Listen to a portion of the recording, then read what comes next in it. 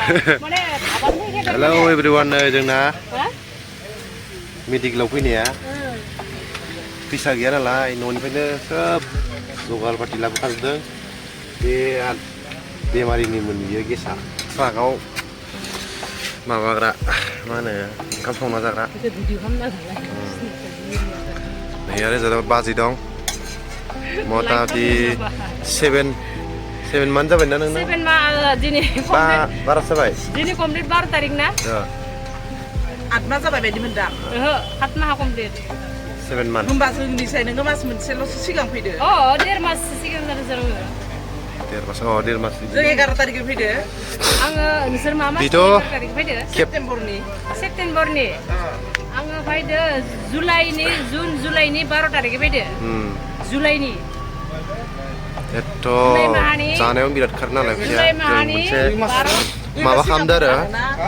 गतिके जों संना जागोन 100 थाखानो जोङो मेरला जानो हागोन बिदि होननानै दा नै संदों आङो खमायाव एरखम खालामब्ला फागला जानाय बेसे मोनो बेखौनो बाय मिनिदों आरो आङो भिडिअ खालामबा माबा लाइभ खालामबाथाय बे मोनसेनिफ्राय कानाडा आङो बाजैनिया टंलायाव नङा ओमफ्राय न'आवनो थांनोनो हाला बेसोरा बाबु दंमोन बाबु 2.5 बोसोर जानायावनो गारना फैदो बाबुखौ दाथ' देरलायलायबायसो 7 माह नुहैयाखै 7 मास नुवाखै सेस उपाय गैया सांसारि हस्पिटालानो न' होननानै दं आरो दाना जाबाय थानो हाया 120-30 थाखा लायो गतिके जों 100 थाखानो मेरला आरामसे मोजां न'नि ओंखाम बायदि संना जानो नागिरदों नै बे सालाद ओमफ्राय बेयाव दङ बान्दा कबि आलु मटर मिक्सार संदो ओंखामा मोनबाय इयाव फान्थाव फ्राय दंबायसै नै जोंना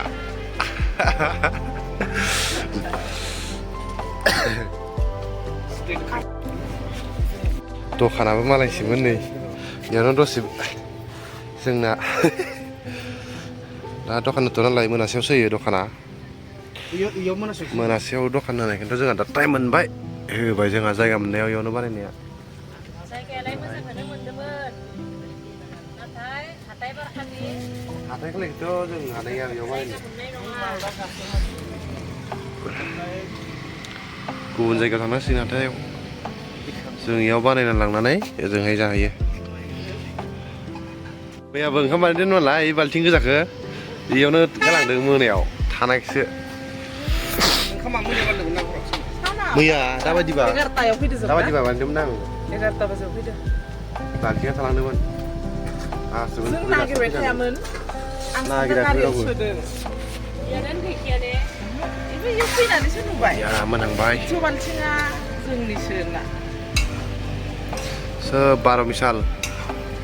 मोनसे दुलियावनो बाख्रियाव थाजोबगोन ना खेबसेनो होखाजोबबाय राजानि माबा एवनायखौ जानो गोसो जादोंलै राजा बान्दा कबि एवनायखौ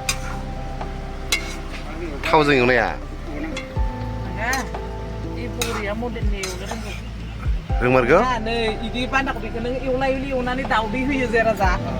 इखौ माने बान्दा कबिखौ मिक्स खालामजोबना होदो गोथाव बानायसै नै बान्दा कबि ओमफ्राय बिलाहि सालाद मबे हस्पिटालाव बेबायदि लुबैनानै बनायना जानाय जायगा मोनगोन खिन्थु सांसारि एम्स हस्पिटालाव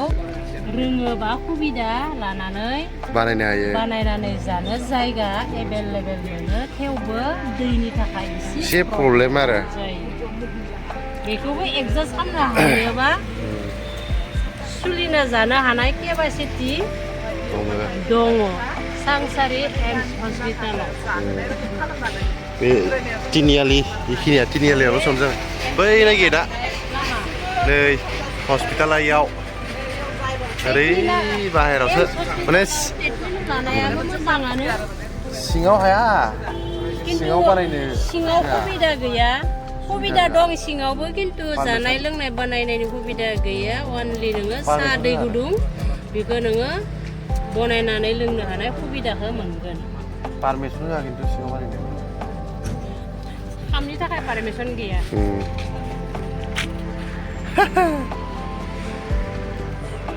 मोनाखै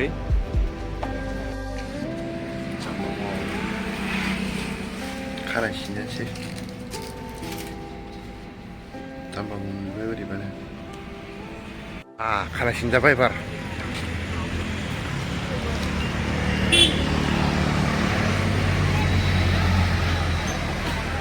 खानाय सिनजाखांबाय थांलायसै हस्पिटालाव ग्राउन्डआ ओंखाम जाग्राया बे हस्पिटाल बे जाबाय ग्राउन्ड पुरा जोंनिया नै रेडि जानायनि रेडि जानायनिसै आं जायालै उखै जानायाव ए बख'दो हायाखैखायसो नोंखौ बख'नो थिनदो ए र' होमबा आं बख'नि सालाद बेखिनियानो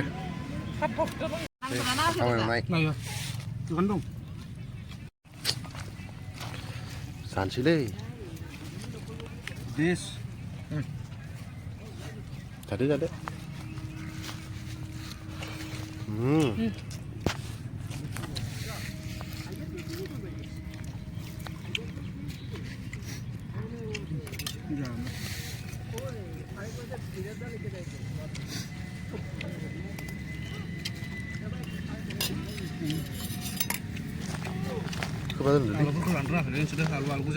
हले आंनोबो फालोआथ' इयाव गैथारलियाले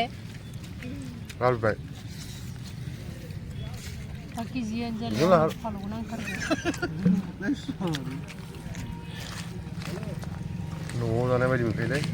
बेदर फिसा गैयाबाबो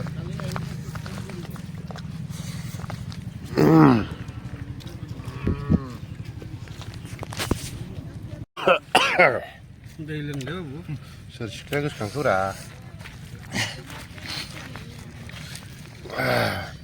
गुलु खालामलाबायबाय बै गुवाहाटियाव नै जोंनि उन्दुग्राया माबायदि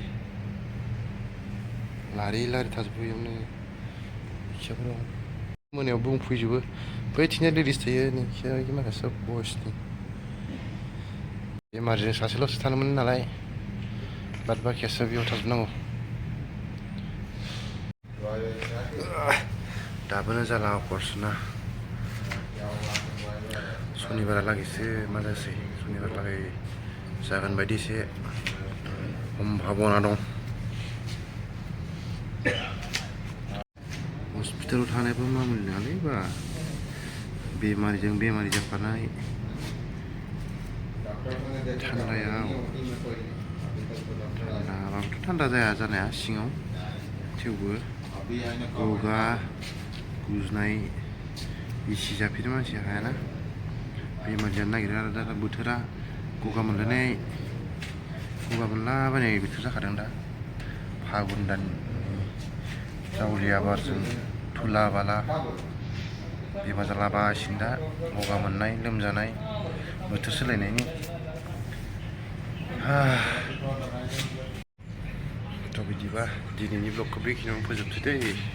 जेब्ला मोजां मोनदों लाइक कमेन्ट शेयार खालामना होदो लोगोसे चेनेलखौबो साबस्क्राइब खालामना होदो